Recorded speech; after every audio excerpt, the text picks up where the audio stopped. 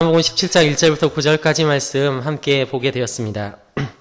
오늘 이 요한복음 17장은 예수님의 기도로 처음부터 끝까지 채워져 있습니다. 요한복음 17장의 구조를 보면 일단 1절부터 5절까지 5절은 예수님 자신을 위해서 기도하셨습니다. 그리고 6절부터 19절까지는 예수님의 그 제자들을 위해서 기도하셨습니다. 그리고 마지막으로 20절부터 26절까지는 그 후대의 그 신자들을 위해서, 앞으로 예수 그리스도를 믿을 그의 신자들을 위해서 예수님께서는 20절부터 26절까지 기도하셨어요. 여러분, 이러한 기도의 구조를 볼 때 오늘 이 기도는 결국 한 가지 목적으로 압축되어집니다. 예수님께서는 영혼을 위해서 기도하셨습니다. 오늘 1절부터 5절 예수님께서 자신을 위해서 기도하셨지만 그것조차도 하나님께서 제게 영광을 주십시오. 주님께서 내게 능력을 주십시오. 권세를 주십시오. 이렇게 기도했을 때 그 목적도 사실은 영혼 구원을 위한 것이었습니다.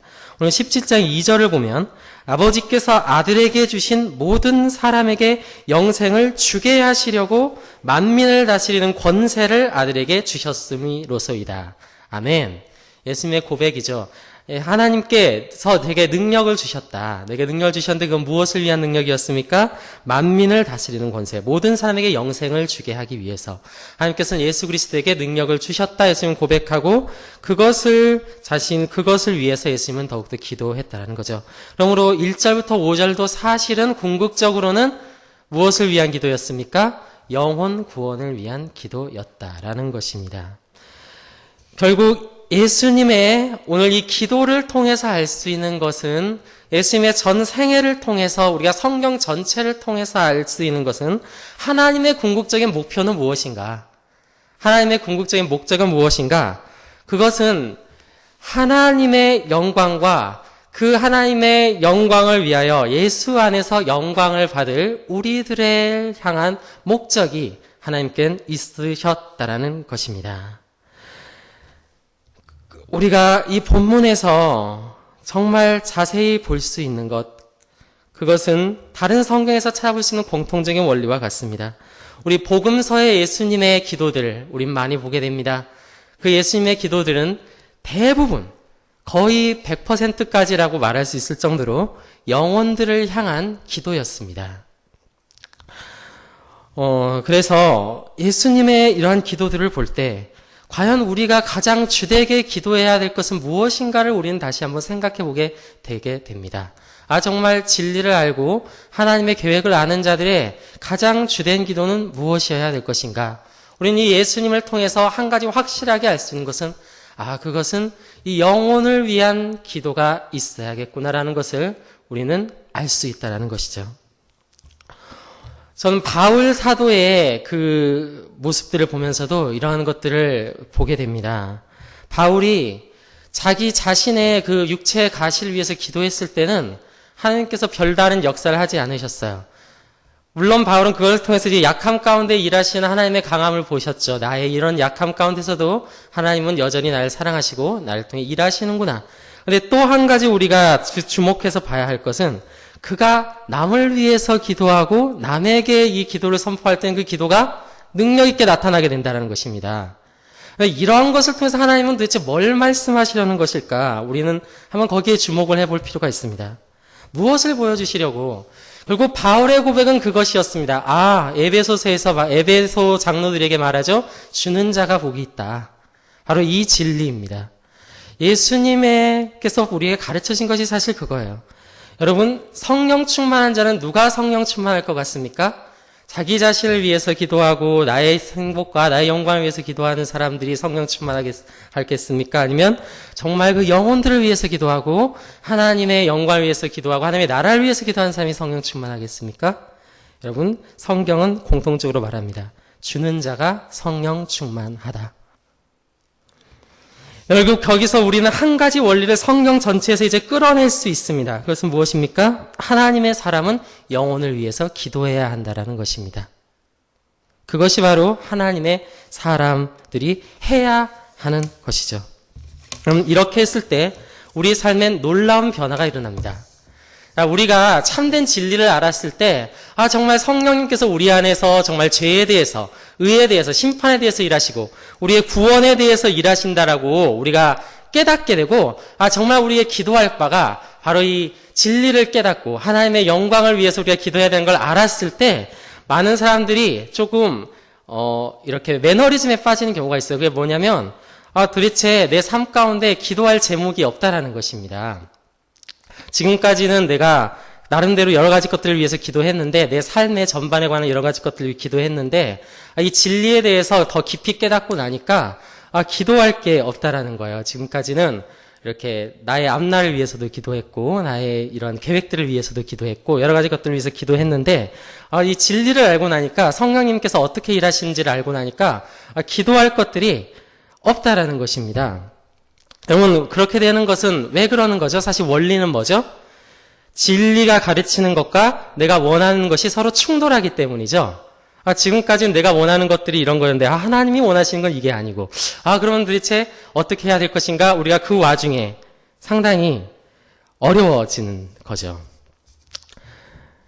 자, 그렇지만 우리는 오늘 다시금 알아야 됩니다. 우리는 우리의 시선을 하나님의 나라로 돌리고 영혼들을 향해 돌려야 합니다.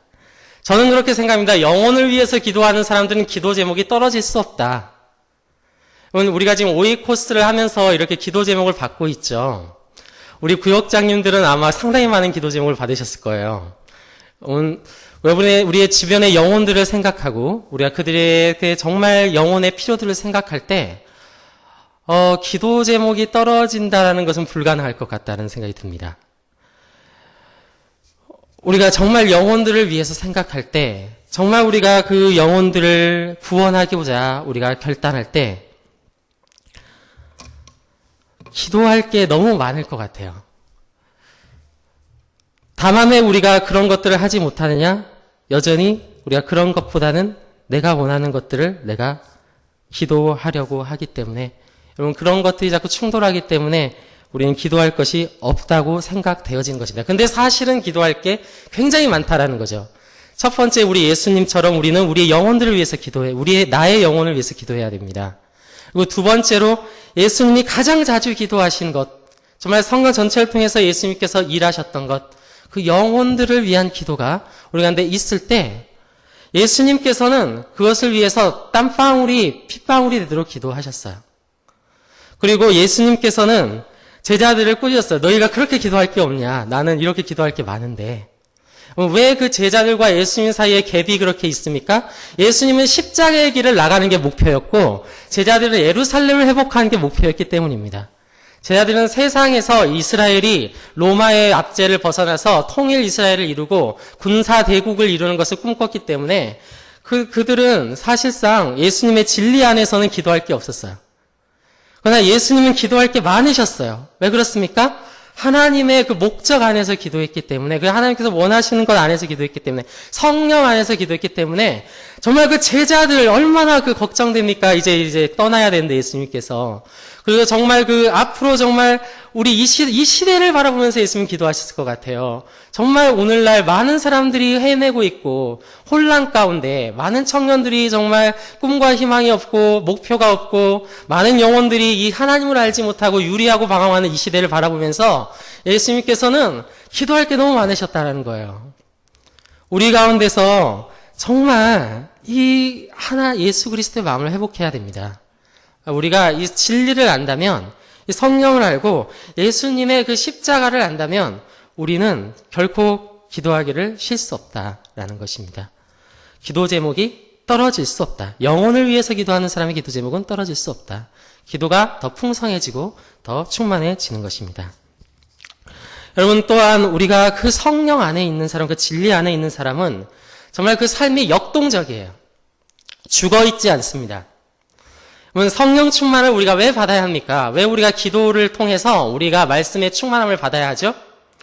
우리가 전에 진리를 잘 알지 못했을 때는 그렇게 생각할 수 있었을 것 같아요. 내가 왜 성령 충만을 받아야 되나? 나의 행복을 위해서. 그러나 우리는 이제 진리를 알았습니다. 우리는 말씀을 알았어요. 이제 우리는 그렇게 기도하기 힘들 것 같아요. 주님, 오늘 직장 가운데 정말 많은 돈을 벌게 해주십시오. 자, 우리가 진리를 제대로 알기 전에는 우리가 이것 가지고 뜨겁게 기도할 수가 있었는데, 이제는 이걸 아니까 이걸 가지고 뜨겁게 기도하기는 좀 어려워졌어요. 사실. 물론 저는 그렇게 생각합니다. 우리 하나님께서 아버지시고, 우리가 그 아버지 앞에 정말 힘들고 진짜 어렵고, 정말 필요한 게 있을 때 자연스럽게 고백하는 것은 너무나도 자연스러운 일입니다. 그런 뜻을 반대하지 않아요. 그런데 우리의 정말 중요한 목표가 뭐야 되는 거에 대해서 저는 말씀드리고 있는 것입니다. 우리가 성령의 충만을 받고 정말 예수 그리스도 안에서 기도할 때 우리의 삶의 목표의 기도의 방향과 삶의 방향이 어디여야 하는 것에 대해서 저는 얘기하고 있는 것이지, 그런 것들까지 여러분 저희가 하지 말아야 된다, 이런 것은 아니에요. 근데 중요한 건 뭐냐면, 우리는 왜 성령 충만을 받아야 하죠? 왜 우리는 성령의 능력이 삶 가운데 나타나야 합니까? 주님, 오늘 정말 내 삶이 건강하고 잘 되게 해주십시오. 우리 이것들을 위해서 이제 더 이상 뜨겁게 기도하기 어렵게 돼버렸어요. 왜? 우리는 진리를 알았기 때문에. 네. 자, 그럼 우리 이제 더 이상 그런 것들을 기도하지 못하기 때문에 지금 기도할 게 없느냐? 그렇지 않다는 걸 제가 말씀드렸죠. 여러분, 영혼을 위한 일이 없는 삶은, 영혼을 사랑하는 일이 없는 삶과 없는 기도는 반드시 매너리즘에 빠집니다. 그래서 자꾸만 그렇게 이 하나님의 계획에 눈을 돌리지 못하고 이 영혼들을 향한 하나님의 그 목적에 바라보지 못하는 사람들은 이 매너리즘에 빠지고요. 더 나아가서는 자기 연민에 빠져요. 자기 연민에 빠집니다. 그래서 계속 이렇게 말하는 거예요. 하나님, 저는 이런 것도 없고요. 이런 것도 없고 저런 것도 없어서 하나님, 전 너무 불쌍한 사람입니다. 주님, 저 좀 도와주십시오. 이 정도 하려고, 이런 거 이렇게 비참한 인생을 살게 하려고 하나님께서 우리에게 성령을 주셨을까? 우리는 한번 생각해 볼 필요가 있다는 것이죠.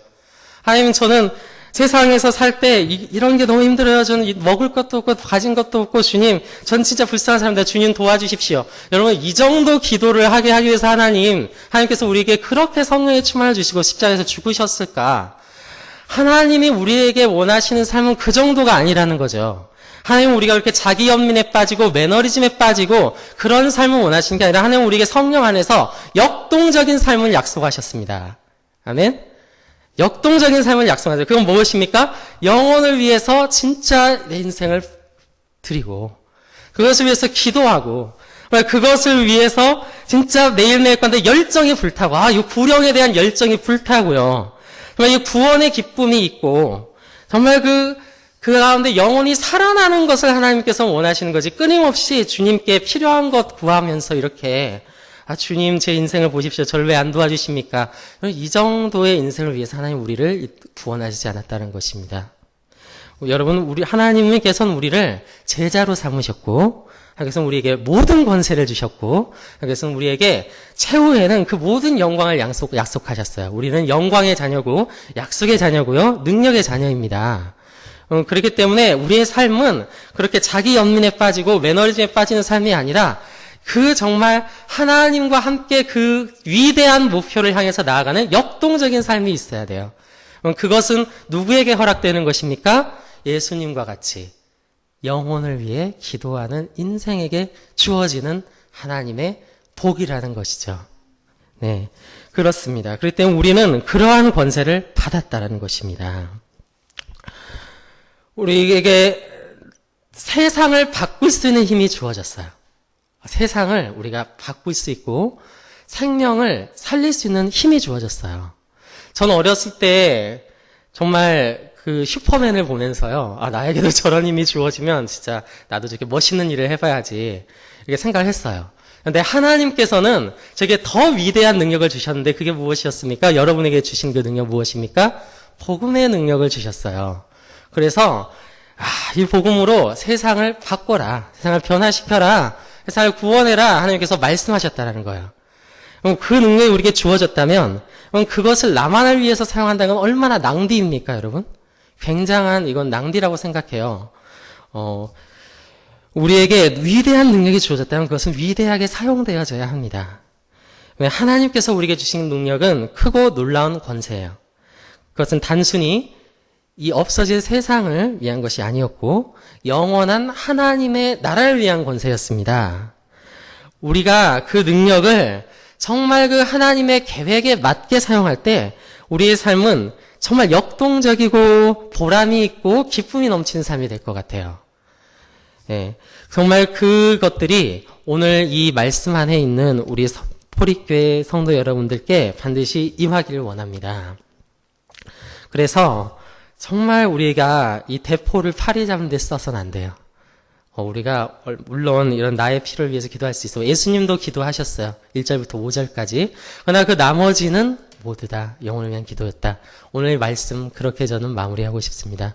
여러분 가운데도 그 예수님처럼 오늘 기도할 때 정말 여러분의 그 구원을 위해서도 물론 기도하셔야겠지만 더 나아가서 정말 그 예수님의 삶의 목적이었고 당연히 우리도 주 안에서 우리의 삶의 목적인 바로 우리를 부르신 그 목적, 이 영혼을 위한 목적을 위해서 우리가 기도할 때 특별히 오늘 여러분들 오이코스 캠페인 하고 있습니다. 여러분 주변에 그들이 있는 것은 그냥 있는 게 아니라 여러분을 통해서 하나님이 그들을 변화시키기 위해서 여러분 옆에 그들이 있는 것입니다. 아멘? 네, 우리가 함께 그 예수님처럼 오늘 우리가 기도하는 시간들 됐으면 좋겠습니다.